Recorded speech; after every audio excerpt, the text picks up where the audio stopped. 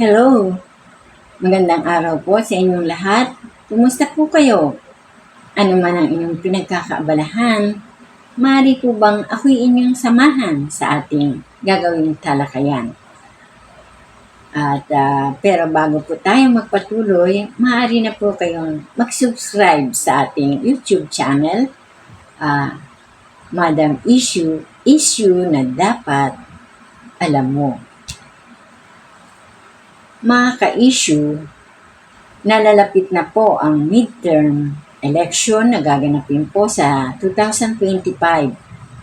At muli makikita na naman natin ang mga kandidato na mag-iikot sa pangangampanya sa iba't ibang panig ng Pilipinas.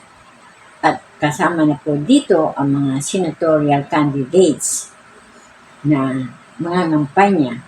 At kamakailan lamang ay inendorso ng ating Pangulo ang 12 kandidato na pambato ng kanyang administrasyon.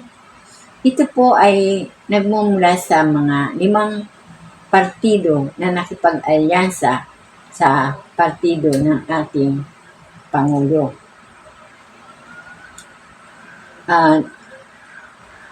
Ang mga kandidato po na kanyang inendorso ay kinabibilangan una po ni Benhur Abalos, dating alkalde ng Mandaluyong at naging congressman at sa kasalukuyan ay DILG Secretary.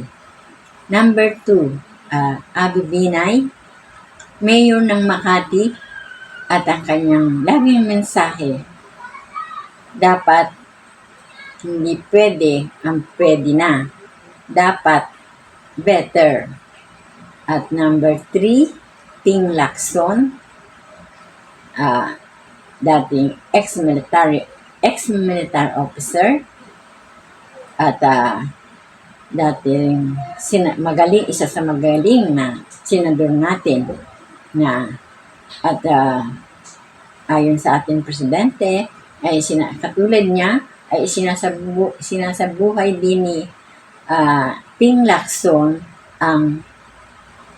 ang kanyang pamoto na ang tama ay ipaglaban at ang mali ay labanan.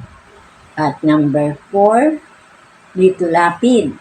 Sino ba hindi makakakilala kay Lito Lapid na isang action actor na popular.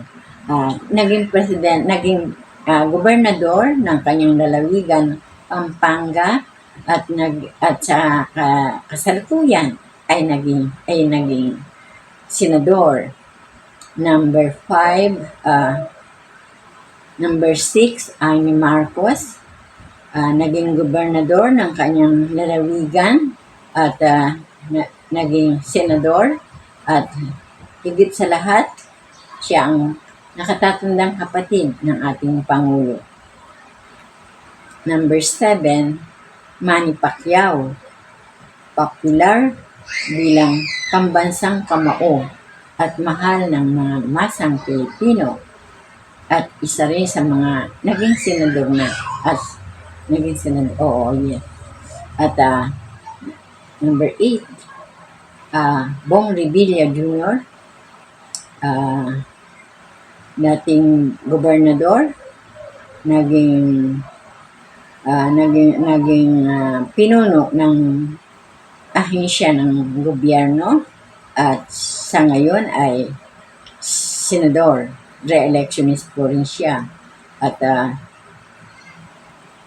number 9, Tito Soto, 24 na taon na naglingkod sa bayan at naging Senate President.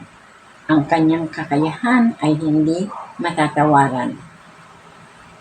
At number 10, Francis Tolentino, naging mayor ng Tagaytay at naging pinuno sa MMDA nakaraang administrasyon at sa kasalukuyan siya rin ay isang senador. At number 11, ang kilala ng lahat, si Erwin Tulfo, na dating DSWD Secretary at binansagang kakampi ng bayan. At ang huli, number 12, ay si Camille Villar. Siya ay isang Deputy Secretary sa Kamara at binabansagan din siyang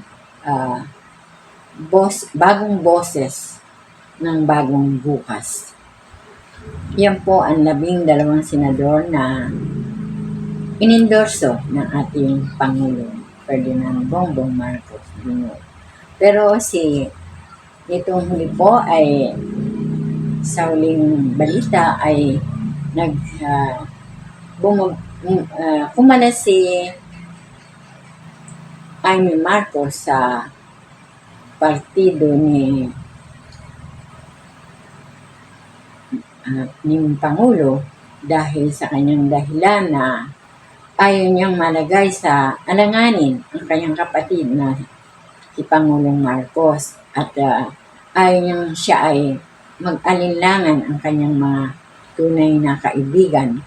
At isa pa, higit sa lahat, ang sabi niya ay gusto niyang tumindig sa sarili niyang paa tulad ng kanyang ginawa ng kanyang ama na si dating President Ferdinand Marcos Sr. Kaya po, pero sabi naman ng Pangulo ay yung kailan niya ay nandiyan pa rin sila nasa likod niya. At yan po ang nangyari sa pagkandidato ni Amy Marcos. Bagamat sinabi niyang medyo mahirap, ay kakayanin niya at gagawin niya. At ano po inyong masasabi o komento sa bagay na ito? I-comment lang po nyo sa comment section ng ating Madam Issue. At muli, ako ay nagpapasalamat sa ginugol niyong panahon sa panonood at pakikinig sa ating talakayan. Hanggang sa muli po, ito po ang inyong ka-issue, Madam Issue, at nagpapaalam. Have a nice day. Thank you muli.